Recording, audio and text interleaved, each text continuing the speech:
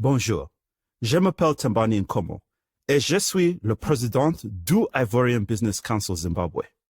Hello, my name is Tambani Nkomo, chairman of the Ivorian Business Council Zimbabwe.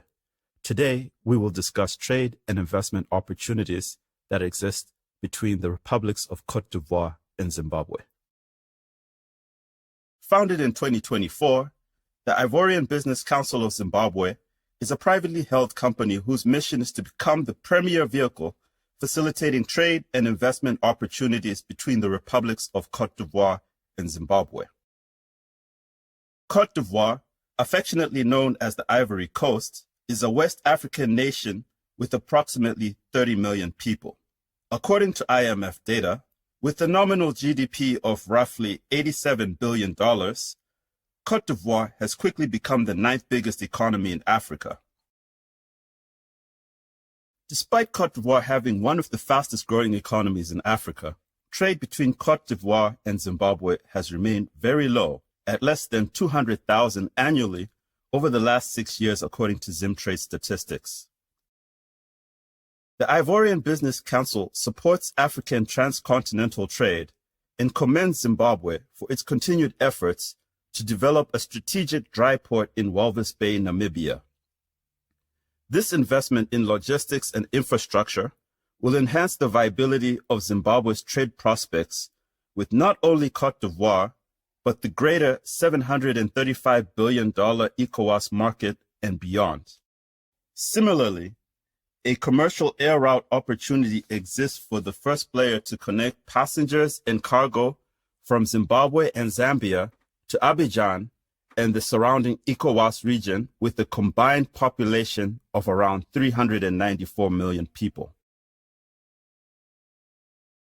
The Sub-Line Côte d'Ivoire strategy, which falls under Côte d'Ivoire's National Strategic Plan of Tourism Development, aims to make the country the 5th largest tourism hub in Africa. The Ivorian Business Council commends this and seeks to facilitate bilateral agreements with the relevant authorities in tourism and transport to increase tourist and flight arrivals to both countries, promote collaborative efforts, including advocating for the inflow of tourists to Zimbabwe from Francophone markets, and encourage investment in the respective hospitality sectors in Victoria Falls and beyond. To that effect, the Ivorian Business Council of Zimbabwe sought and received support for this initiative from the relevant authorities in Zimbabwe, and now seeks to facilitate the route with a commercial airline to connect passengers and cargo to and from the two countries. Within the agricultural sector, several overlooked trade and investment opportunities exist between Zimbabwe and Côte d'Ivoire, including the following. Fish. According to the Investment Promotion Center in Côte d'Ivoire, the country has an annual deficit of 500,000 tons of fish. Côte d'Ivoire thus imports $680 million worth of fish, according to the Observatory of Economic Complexity, OEC, of which 48.4% originates from outside Africa. Conversely, from sources, namely Lake Kariba, Zimbabwe is one of the top fish producers in sub-Saharan Africa and has a rapidly developing aquaculture sector that has grown from 20,000 tons to 33,000 tons during the past 18 months. With adequate trade finance and relevant offtake agreements, an opportunity exists to exponentially continue this growth trend and export Zimbabwean tilapia and trout fish to the Ivorian market. Sugar. Zimbabwe has historically been one of the top exporters of sugar in Africa. With a bilateral agreement, an opportunity exists to export Zimbabwean sugar to Côte d'Ivoire, which imports approximately $203 million worth of raw sugar from OEC statistics.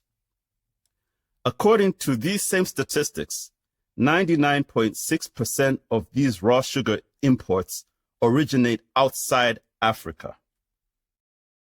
palm oil. According to Zimtrade statistics, Zimbabwe imported $50.5 million worth of palm oil in 2022 and $32.5 million worth in 2021, mainly from Malaysia. Côte d'Ivoire is Africa's biggest palm oil producer, and the Ivorian Business Council believes that palm oil of Ivorian origin should capture a more meaningful market share of the imports. Kenya, as a case study, imported $57 million worth of palm oil from Côte d'Ivoire, according to OEC statistics. The Ivorian Business Council has established some food and pharmaceutical players in Zimbabwe procuring refined palm oil from Asia. An opportunity thus exists for a Zimbabwean company to partner with an Ivorian palm oil producer and become a regional commerciaux storage and distributor based in centrally located Zimbabwe. Fruits and vegetables. Zimbabwe is the 17th largest exporter of oranges, according to Zimtrade statistics. The country exported $32.2 million worth of oranges in 2021, mainly to Spain, South Africa, Germany, Poland, and the United Arab Emirates. An opportunity exists for Zimbabwean farmers to export oranges to Côte d'Ivoire.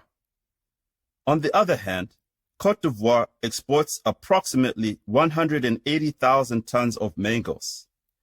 An opportunity exists for Zimbabwe to import off-season mangoes from Côte d'Ivoire. Also, according to the OEC, Côte d'Ivoire imports $63.6 million worth of onions, of which nearly 75% comes from as far as Europe and China. Opportunity exists for Zimbabwean farmers to export surplus onions to Côte d'Ivoire. Meat. According to the Investment Promotion Center in Côte d'Ivoire, the population highly prizes pork, and the country imports 83% of its pork consumption, totaling 49,000 tons. In addition to this being an export opportunity for Zimbabwean pig farmers, an investment opportunity worth exploiting exists to set up pig farms in Côte d'Ivoire. Also, an opportunity exists to re-establish beef exports from the early 2000s. The Ivorian Business Council has established a network of Zimbabwean companies keen to export beef and now seeks relevant buyers in Côte d'Ivoire to foster such a business relationship. Tobacco. According to the OEC, Zimbabwe is the third largest raw tobacco exporter, and Côte d'Ivoire imported approximately $160 million worth of tobacco in 2019, 99% of which came from Europe. According to Tobacco Reporter, 7 cigarette manufacturers operate in Zimbabwe, with a combined production capacity of around 5 billion cigarette sticks annually. An opportunity exists to facilitate direct tobacco processing on a toll basis, connecting an Ivorian distributor to Zimbabwean cigarette manufacturers, and developing a brand and taste catering to the Ivorian and surrounding Francophone markets within ECOWAS. Rubber. Côte d'Ivoire is Africa's largest rubber producer. An opportunity exists for Zimbabwean rubber importers to purchase directly from Côte d'Ivoire. While the Zimbabwean rubber industry has since collapsed, an opportunity exists to revitalize it via importing Ivorian rubber and taking advantage of Zimbabwe's central location to manufacture and sell domestically and the surrounding commerciaux markets. Outside of agriculture, opportunity exists in the mining and construction sectors. Complementing His Excellency, President Mnangagwa's mantra of Zimbabwe is open for business, the Ivorian Business Council of Zimbabwe seeks to partner with Ivorian investors keen on Zimbabwe's diverse mining sector. This sector encompasses nearly 40 minerals, with key ones including platinum groups of metals, chrome, gold, coal, lithium, and diamonds. Under the Second Republic, Zimbabwe's mining sector has doubled in earnings, evidenced by mineral exports growing from 2.7 billion in 2017 to 5.6 billion in 2022. Similarly, Côte d'Ivoire has significant untapped mineral potential, including gold, diamonds, iron ore, manganese, and newly discovered lithium deposits. The country's gold production reached 51 tons in 2023, up from 48 tons in 2022, and should reach 56 tons by the end of 2024. The government of Côte d'Ivoire is committed to growing the mining sector, and the Ivorian Business Council of Zimbabwe seeks to foster strategic partnership with a Zimbabwean mining company with a demonstrated success record to support the development of new and existing deposits of gold and lithium in Côte d'Ivoire. Opportunity further exists for Ivorian companies to seize the construction and property development requirements needed in Zimbabwe. Several factors have led to increasing demand for housing in recent years.